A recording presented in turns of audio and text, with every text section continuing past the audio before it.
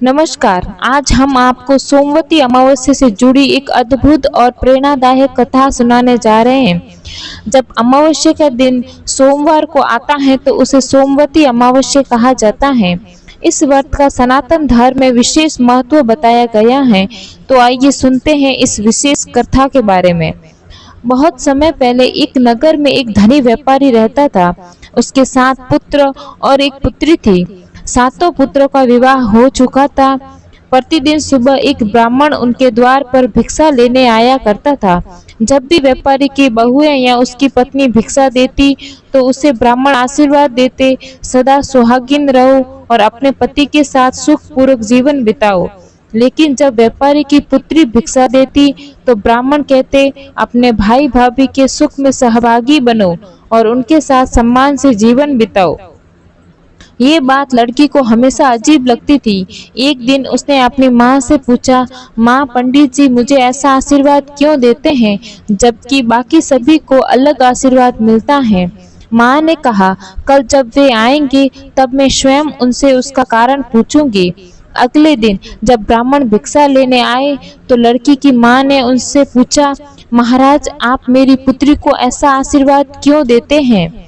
ब्राह्मण कुछ देर मौन रहे और फिर बोले, इसके भाग्य में विधवा योग दिखाई देता है, इसलिए मैं ऐसा कहता हूँ। ये सुनकर माँ घबरा गई और बोली, महाराज क्या इसका कोई उपाय है। ब्राह्मण ने कहा, यदि शोभा धोबन अपनी सोमवती अमावस्या के व्रत का पुण्य इसे अर्पित कर दे तो इसका सुहाग सुरक्षित रह सकता है। माँ ने पूछा, वह कहाँ रहती है। ब्राह्मण बोले, 7 समुद्र पार एक गांव में। ये सुनकर माँ ने अपने पुत्रों से बहन को वहां ले जाने के लिए कहा। 6 पुत्रों ने मना कर दिया, लेकिन सबसे छोटा पुत्र अपनी बहन के साथ जाने को तैयार हो गया। दोनों भाई बहन लंबी यात्रा पर निकल पड़े। चलते चलते वे एक नदी के किनारे पहुंचे और एक विशाल पेड़ के नीचे विश्राम करने लगे।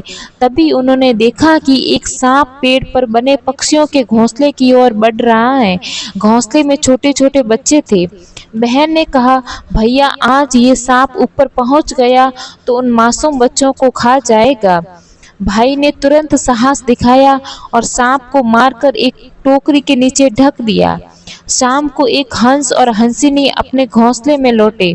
चारों ओर खून देखकर उन्हें लगा कि किसी ने उनके बच्चे को नुकसान पहुंचाया है। वे क्रोधित होकर भाई बहन पर हमला करने लगे।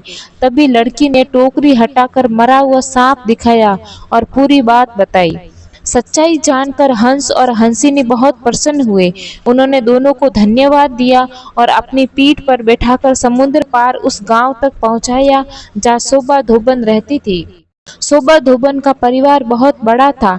उसके बेटे, बहुएं और अन्य सदस्य एक साथ रहते थे। भाई बहन ने उसी गांव में एक छोटा सा घर ले लिया।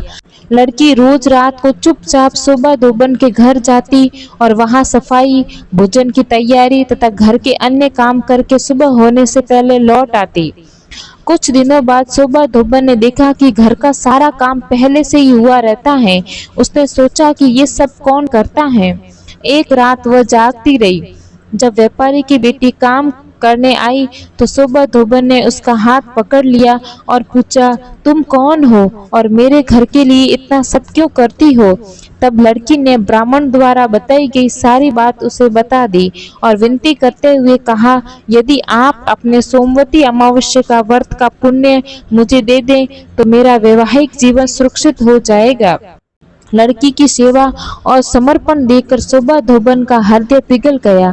उसने कहा, जब तुम्हारा विवाह निश्चित हो जाए तब मुझे बुलाना, मैं अवश्य आऊंगी। इसके बाद दोनों भाई बहन अपने घर लौट आए। कुछ समय बाद लड़की का विवाह तय हुआ और शोभा धोबन को भी निमंत्रण भेजा गया।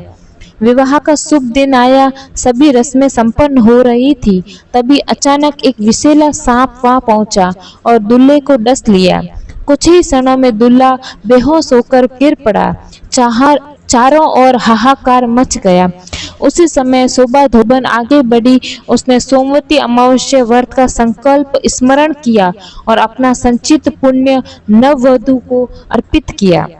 कहा जाता है कि उसके पुण्य प्रभाव से दूल्हे ने पुनः आंखें खोल दी और वह स्वस्थ होकर उठ खड़ा हुआ। ये चमत्कार देखकर सभी लोग आश्चर्यचकित रह गए।